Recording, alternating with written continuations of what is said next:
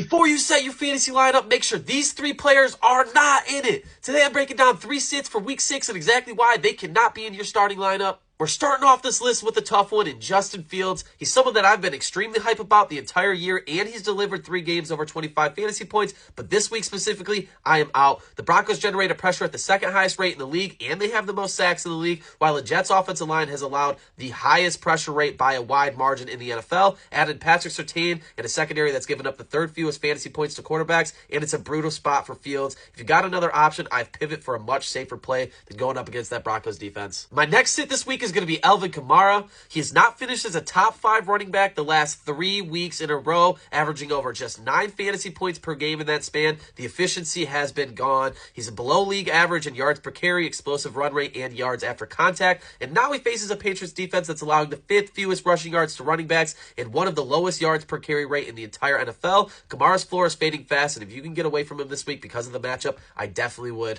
And for my last sit, it's going to be Jameson Williams.